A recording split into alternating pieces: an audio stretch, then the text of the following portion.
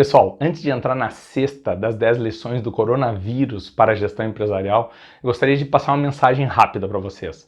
A primeira é que vocês continuem com saúde, se resguardando, indo para a rua quando necessário, mas máscaras, EPIs, limpeza, asepsia, o máximo, tá? Isso não tá brincadeira. Estou com vários amigos que tiveram coronavírus e os sintomas são bem ruins naqueles que se manifestam mesmo de forma agressiva, tá?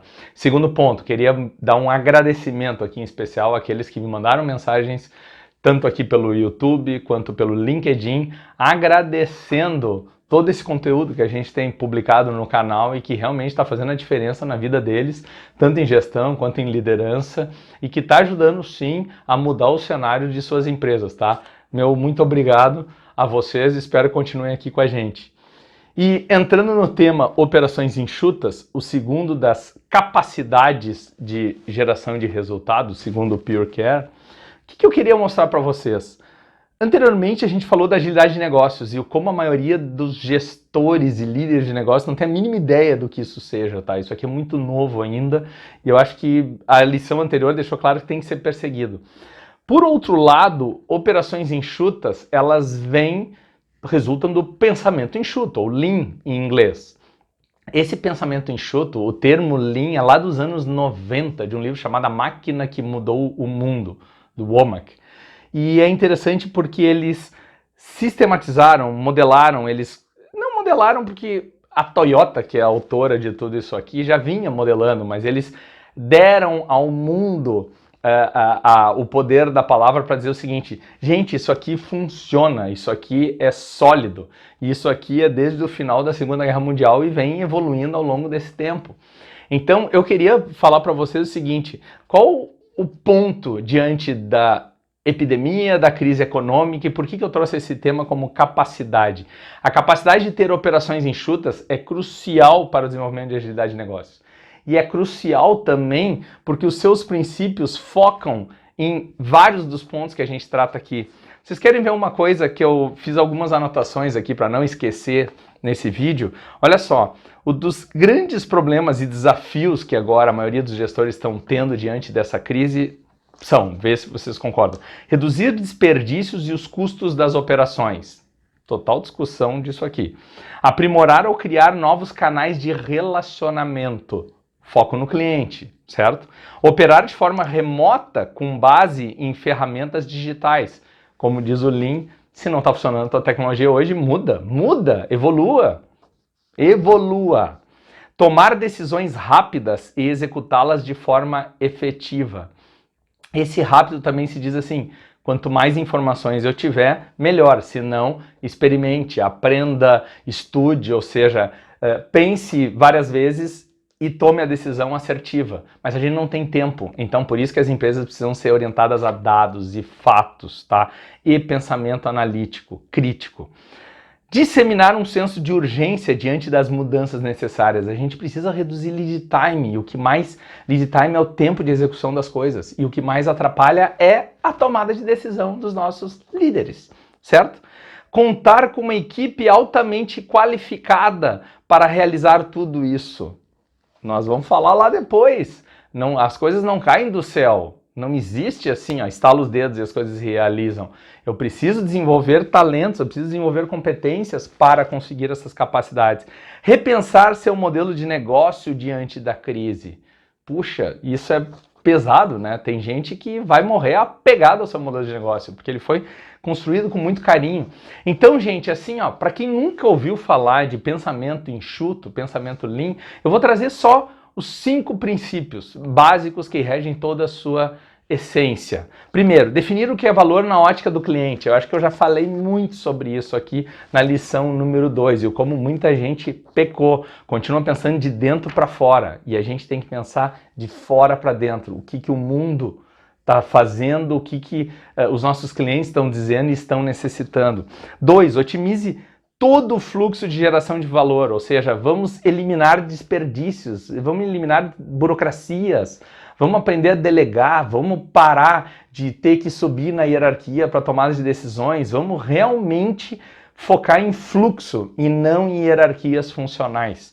3, realize suas atividade sem interrupção, é o que a gente chama de fluxo contínuo e principalmente unitário. Pare de trabalhar com grandes blocos, que vocês vão ver demandas gigantescas que a próxima etapa do processo não é capaz de trabalhar com isso, e a gente começa a quebrar cada vez mais os lotes, como se diz, ou o tamanho das demandas, e vamos fazer entregas contínuas e garantindo o fluxo de entrega de valor.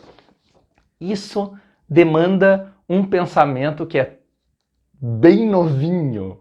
Lembram Sun Tzu da Arte da Guerra? Dividir para conquistar, ou seja, vocês vão ter que desenvolver essa habilidade de dividir, fracionar os problemas. E o que eu tenho visto muito no mercado já evoluiu muito de processo para produto, mas hoje todo mundo apresenta o problema no produto. Se a gente começar a apresentar realmente o problema de negócios e fracionar o problema em negócio, eu posso olhar para o produto e dizer o seguinte, ó, não me interessa o que você vai me entregar, ou seja, escopo aberto no produto.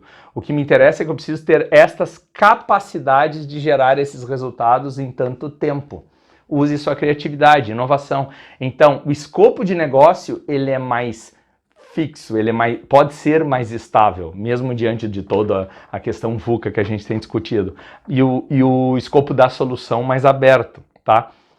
Inicie a produção somente quando for demandada pelo cliente, tá? Então é o que a gente chama de sistema puxado. Quantas empresas produzem para fazer estoque, especificam um monte de requisitos, é estoque, desenvolvem um monte de funcionalidades nos seus produtos digitais sem o cliente usar, desejar aquilo ali. Ou seja, são sistemas empurrados, são sistemas que são de dentro para fora. A gente tem que pensar de fora para dentro, tá? E por fim, busque a perfeição de forma incessante, ou seja, melhoria contínua. E aí uns dizem, mas melhoria não é inovação, tal. Cara, melhorar, se você vai melhorar de forma inovadora, disruptiva, sei lá como você vai chamar isso aí, o ponto é que é incessante, a gente não para nunca de estar sempre investindo nisso. Então aqui que eu quero chegar num ponto de operações enxutas. Não é só na perspectiva de processo, de ser mais eficiente. Esse é o primeiro ponto, ela vai continuar a busca pela eficiência, porque a gente precisa de ciclos mais curtos de entrega para experimentar o mercado e aprender se ele gostou ou não das nossas soluções. O ponto aqui é subir para o nível da eficácia. Eu preciso ter certeza de que o que eu vou entregar faz sentido. E essa certeza, num mundo volátil e complexo, provavelmente vai contra planos determinísticos de longo prazo, análises e especificações homéricas de requisitos. Não funciona muito mais assim, principalmente no mundo digital. Então, o que acontece? Experimente, aprenda rapidamente para entregar valor, defina o que é valor na ótica do cliente. Então, é isso que vocês vão ter que fazer, experimentar e aprender rapidamente para entregar valor continuamente. Para isso, vocês vão ter que ter pessoas incríveis, tecnologias incríveis, não é isso? Uma cultura organizacional incrível. Eu vou chegar lá, eu tenho um vídeo aqui no canal que eu falo de agilidade de negócios, é tudo a ver com transformar os negócios em negócios incríveis. E esses incríveis têm a ver com isso. Mas, gente, para fechar esse vídeo e não me estender, aonde que eu quero deixar aqui uma dica nessa lição sobre operações enxutas para executivos, empresários, gestores? Ao invés de só pensar em eficiência operacional, que você precisa agora sim pensar em novas estruturas, novas soluções, novos meios de continuar agregando valor para os seus clientes, pense na sua estratégia, uma estratégia mais ambiciosa, uma estratégia mais que você seja capaz de acelerar a recuperação ou crescimento exponencial, sim.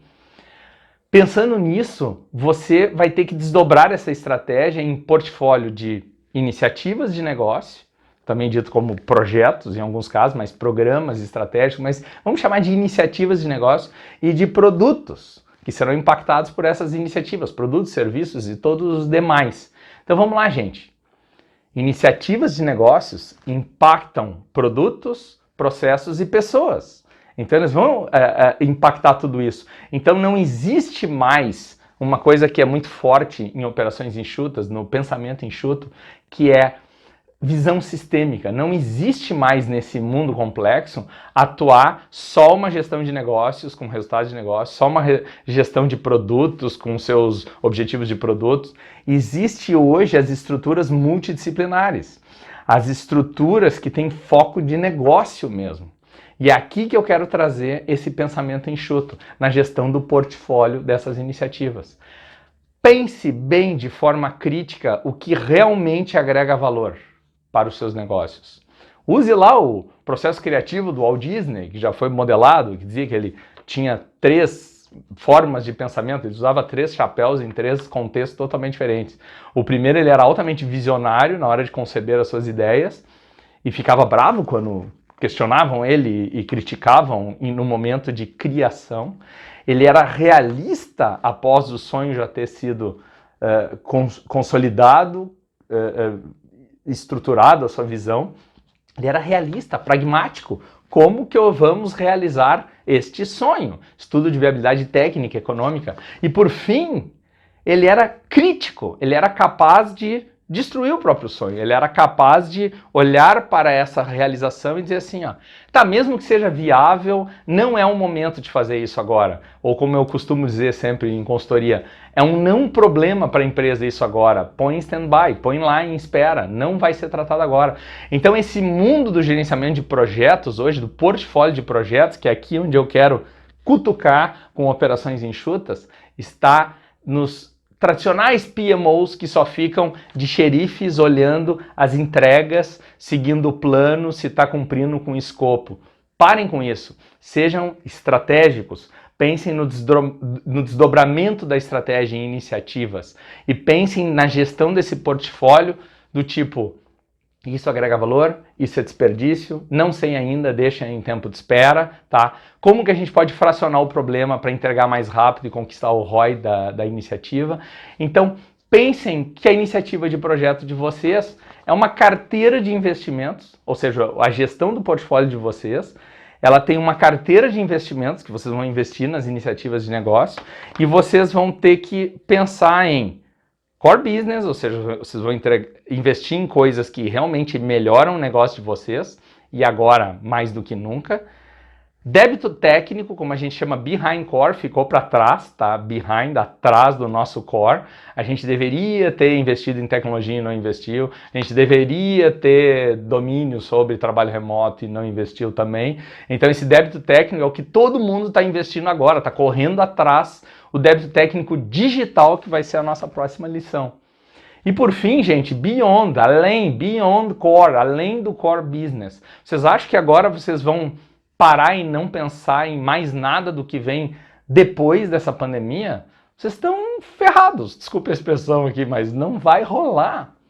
Vocês vão ter que agora, nesse momento, sim, dar uma ênfase em behind, ou seja, os débitos técnicos, que é custo de oportunidade. Vocês vão ter que trabalhar sim na melhoria, que pode ser calculado o retorno de investimento. E por fim, investir, já começar a inovação, porque depois, meu amigo, que parar com tudo isso, a competitividade e os diferenciais competitivos, né, vamos usar esse termo, da concorrência, podem ser muito maiores que os de vocês. E aí, se vocês estão se segurando agora, vocês vão entrar em risco da próxima vez.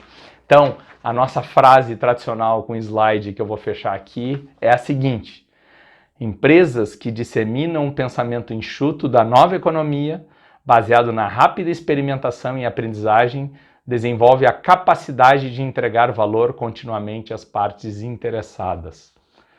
E esse, na minha opinião, é o maior desafio dos gestores da economia clássica.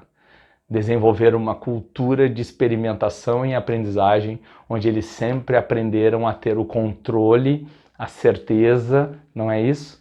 A previsibilidade sobre tudo o que fizeram. Espero que tenha sido útil essa lição aí para vocês, tá?